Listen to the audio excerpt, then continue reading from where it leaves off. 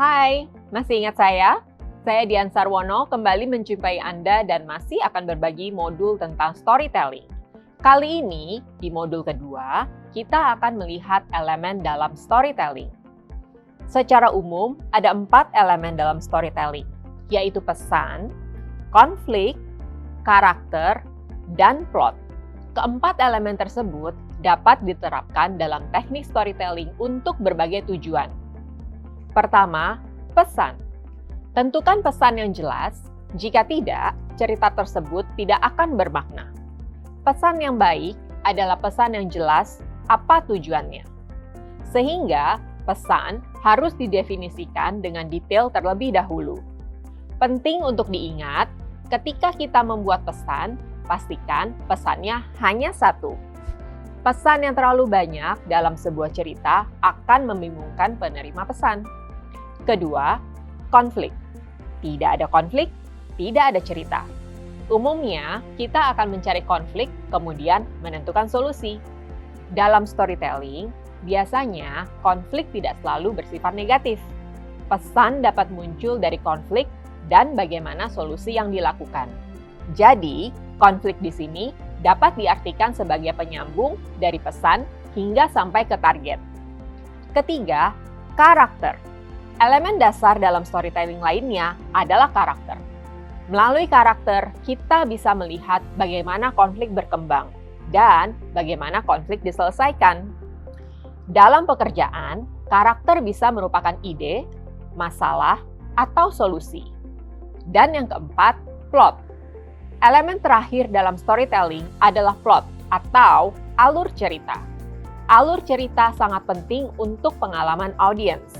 Dengan alur cerita, audiens akan memahami bagaimana cerita dimulai dan diakhiri, bagaimana konflik terjadi, siapa saja tokoh penting dalam cerita tersebut, dan bagaimana emosi audiens dibawa dalam sebuah cerita.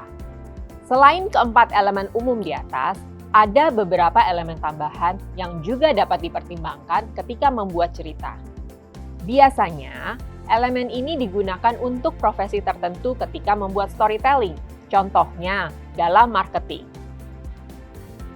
Pertama, personalisasi. Menyesuaikan pengalaman atau komunikasi berdasarkan informasi yang telah dipelajari mengenai seseorang atau kelompok, di sini bisa berarti pelanggan. Personalisasi membantu Anda mendapatkan wawasan tentang preferensi dan niat dari pelanggan melalui data, sehingga Anda dapat menawarkan pengalaman yang sesuai. Saat ini, pelanggan tertarik pada brand yang mendengarkan, memahami, dan memperhatikan keinginan mereka. Ketika Anda membagikan cerita yang sesuai dengan pengalaman Anda, maka mereka akan merasa dekat dengan brand atau produk yang ditawarkan. Contohnya, brand makanan cepat saji yang memberikan solusi menyediakan makanan yang cepat, sehingga menyelesaikan masalah jika sedang terburu-buru. Kemudian, emosi. Penggunaan emosi akan mempengaruhi sisi emosional audiens, menumbuhkan empati, dan berdampak pada keputusan yang akan dibuat oleh pelanggan. Pada penerapannya, Anda bisa mengidentifikasikan dan memilih kata-kata yang bisa menghidupkan cerita. Kemudian, data pendukung. Mendapatkan data pendukung untuk menguatkan pesan yang ingin Anda sampaikan dalam cerita tersebut. Data ini biasanya berasal dari riset yang Anda lakukan, khususnya mengenai pelanggan.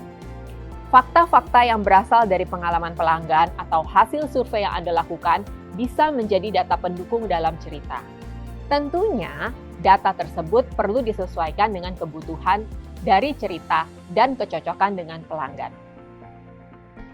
Itulah elemen dalam storytelling, yaitu pesan, konflik, karakter, dan plot. Semoga teman-teman bisa paham dan dapat mengaplikasikannya di tempat kerja. Sampai jumpa di topik storytelling lainnya. Bye!